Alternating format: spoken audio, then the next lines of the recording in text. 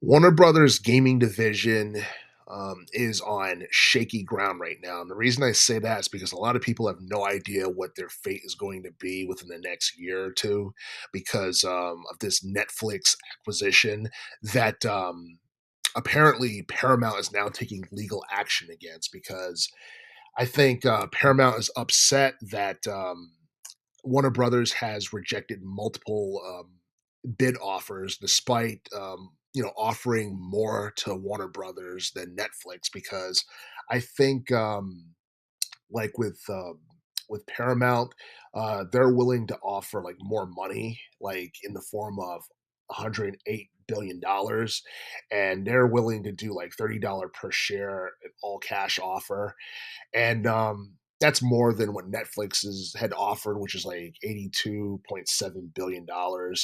And when the news broke about the Netflix deal, a lot of people were either excited or they were just shocked and angry because they had no idea what was going to happen.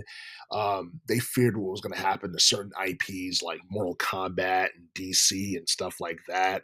And as far as the gaming division is concerned, I don't even know if Netflix is still going to want Warner Brothers gaming division because you look at how much money it's lost in the past couple of years. Like in 2024, the gaming division had lost $384 million because you had failed games like the Suicide Squad game and Multiverses and a Harry Potter game no one gave a damn about. And then it was reported that in the first quarter of last year that revenue dropped by 48%, and the last like really good game that they had that was commercially successful was Hogwarts Legacy, and I think that came out back in 2023. And not to mention, like Warner Brothers Discovery had to shut down like three different gaming studios because a lot of games were underperforming in terms of sales. And it's to a point where why would Netflix want to keep something like that around unless Netflix decides to acquire Warner Brothers and give them a chance to make, one final game that's either like it's an all or nothing deal. Like if it flops, then that's the end of the division. If it does good, you keep it. But I don't know. Cause like I heard rumors about Injustice 3 being in development, but Warner Brothers has never they never like went on record and announced that, that it's in development. It's just like rumors that's been circulating around. I haven't seen any trailers for Injustice 3. As far as I'm concerned, it should have happened by now because it's been almost a decade since Injustice 2 came out because Injustice 2 came out back in 2017. And I think in terms of sales, it did like over a mil. It sold far less than it should have. And I think the first Injustice game from 2013 underperformed. So the Injustice series was never really a major attraction, even though the story and the gameplay and all that stuff was really interesting. And and a lot of people look at it like, no matter who ends up buying out Warner Brothers, whether it be Netflix or Paramount, it's going to be bad for the gaming division because both companies are going to see it as a liability because it's going to end up costing them millions instead of making them millions.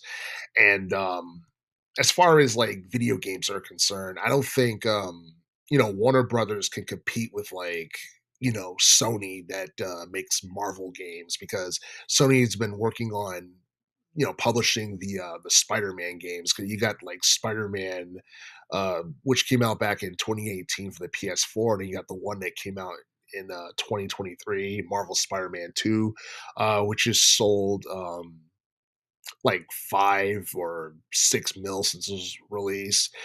Um, like those games are pretty much on par with the Arkham series that we got back in like the late 2000s, early teens. And honestly, I feel like that's as good as it was going to get for like DC games.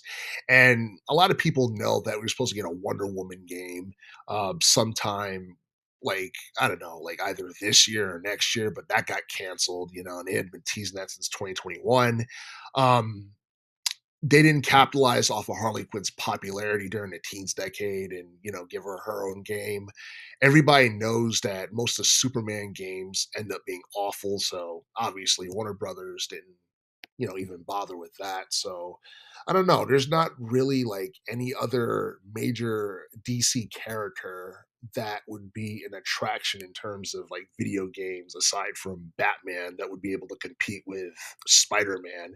And not only that, like with Marvel, it's like um they're putting a spotlight on more characters in terms of giving them their own video game. Like Wolverine's supposed to be coming out, or you're supposed to be getting like a Wolverine video game this year, and we're supposed to be getting a Blade video game sometime either this year or next year if they don't cancel it. But yeah, I mean, there are a handful of Marvel characters that can have their own video games, and it would probably do better than anything DC could put out, you know, within their gaming division nowadays.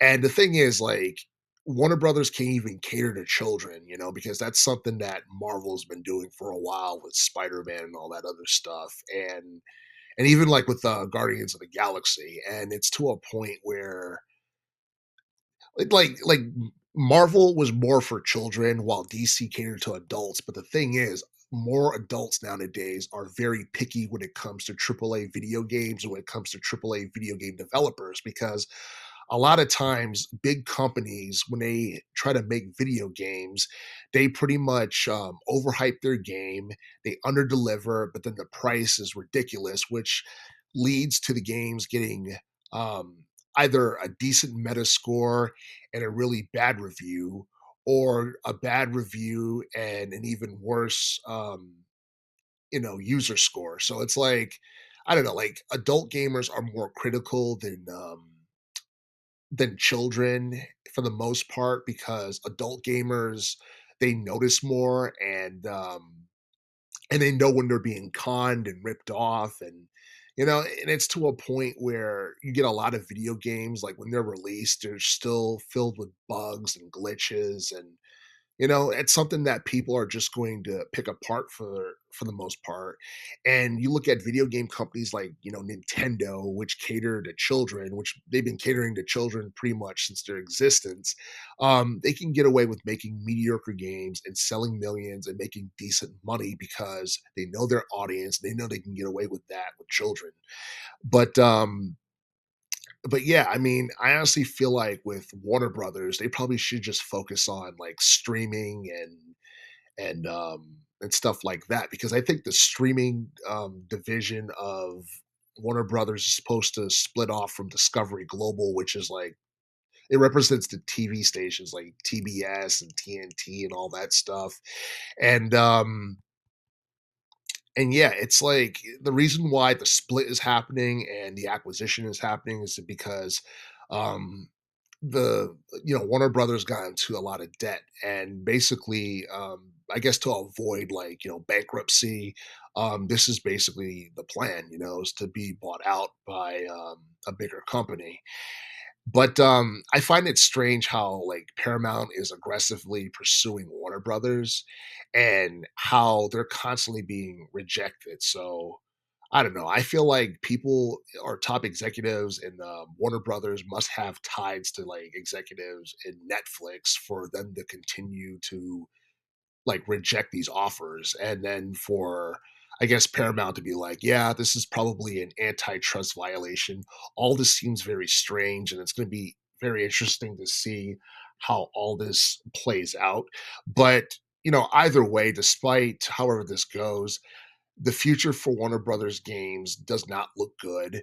And I don't know. I'll give it about a year or two before it's like completely axed and yeah, I mean, I don't think Warner Brothers games or their, Warner Brothers gaming division, it'll never be what it used to be.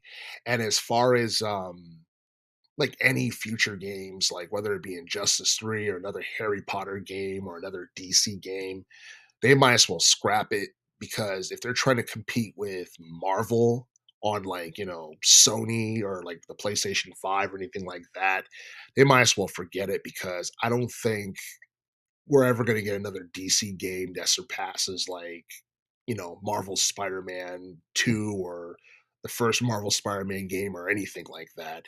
Um, I feel like any DC game for the most part that's not about Batman or where Batman's not the main character. It's something that's going to be irrelevant. No one's really going to give a damn about it. And no matter how much you try to shove like other superheroes down people's throats, they're just going to be critical and pick it apart, especially nowadays, you know? Like, I feel like for the most part, modern gamers are just boycotting AAA developers altogether, and they're basically putting over, you know, indie games and saying that they're more superior because people refuse to pay ludicrous prices for video games that are just slop in the end, you know? And I feel like that's basically what we've been getting with like some of Warner Brothers' more recent video games, and not just doesn't just apply to Warner Brothers. I feel like a lot of AAA video game developers have been giving us slop for the most part, and I don't know. Unfortunately, it's something we can't do nothing about. But if 2026 or 2027 does mark the end of Warner Brothers gaming division, then honestly, I feel like it's had a good run and it's probably lasted way longer than it should have.